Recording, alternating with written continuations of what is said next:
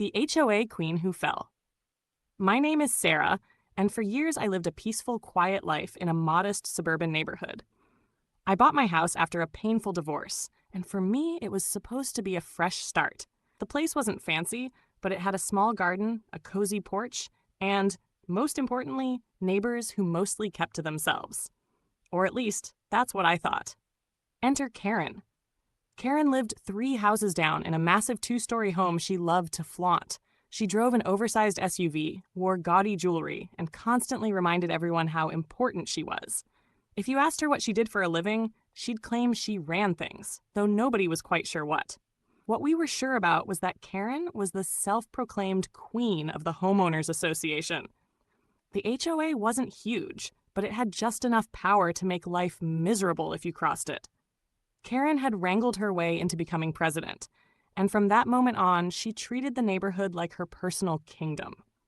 At first, it was little things. She'd send reminder letters about trash cans being visible from the street.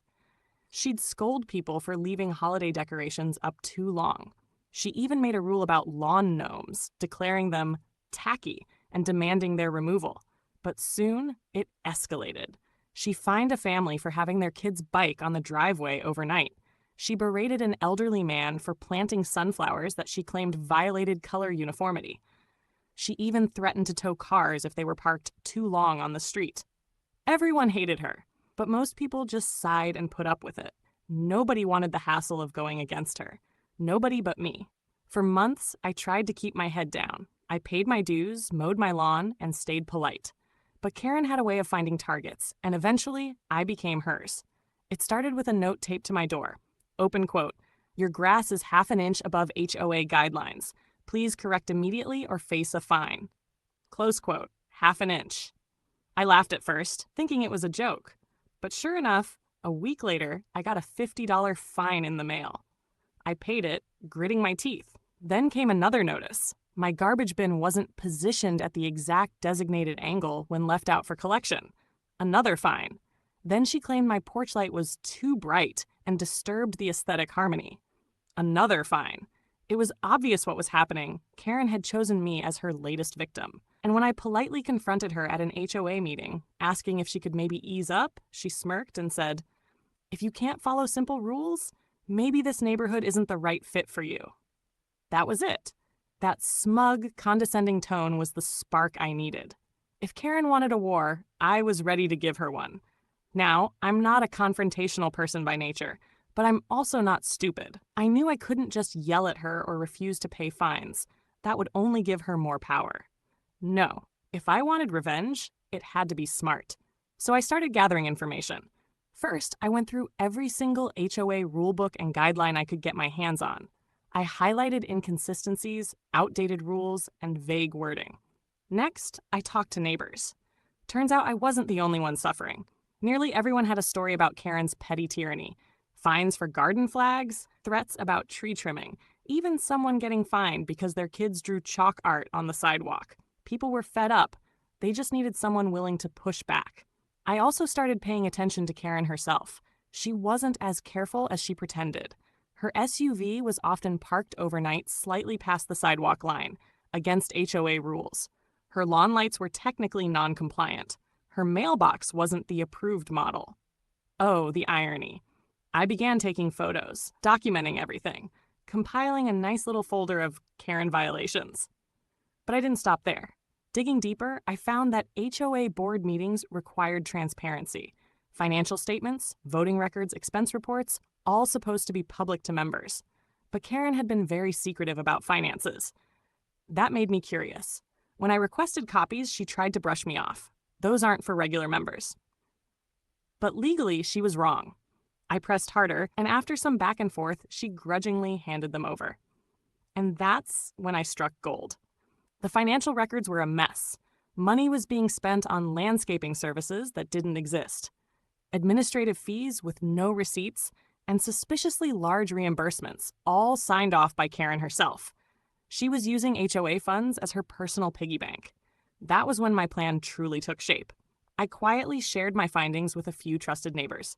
Their outrage was immediate. Word spread quickly, and soon the entire neighborhood was buzzing. Karen had been fining people over lawn decorations while secretly siphoning funds. But I knew we couldn't just confront her. We had to hit her where it hurt most: her control. The HOA rules allowed for a special vote to remove board members if enough homeowners signed a petition. I organized one. Door by door, I explained what I'd found, showed the proof, and gathered signatures. Within 2 weeks, I had more than enough. The next HOA meeting was packed.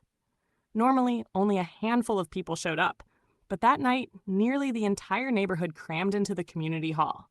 Karen sat at the front like a queen on her throne, smiling smugly, clearly thinking she'd preside over another boring session where she barked orders and everyone obeyed.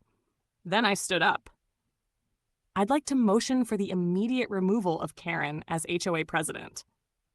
The room erupted in gasps. Karen froze, then forced a laugh. That's not how this works, sweetheart. I pulled out the petition.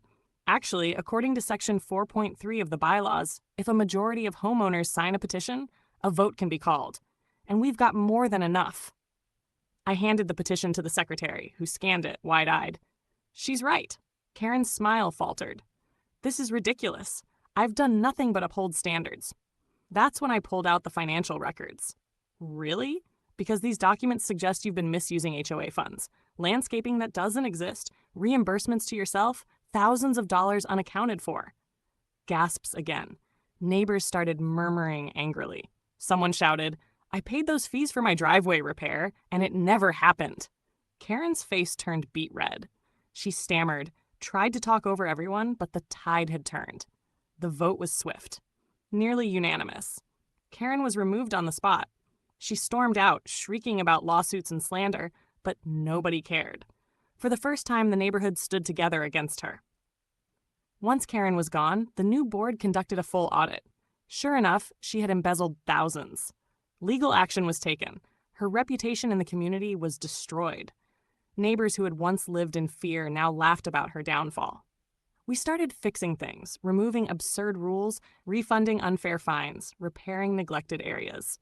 The neighborhood finally felt like a community again. As for Karen, she became a pariah. She eventually put her house up for sale and moved away. Rumor had it she was facing lawsuits not just from the HOA, but also from former friends she'd scammed. The woman who once strutted around like a queen left with her tail between her legs.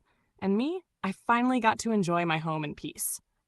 Every time I sat on my porch, sipping coffee, watching kids ride bikes without fear of fines, I felt a deep, satisfying sense of victory. Karen got exactly what she deserved. Like and subscribe. Share if this happened to you or someone you know.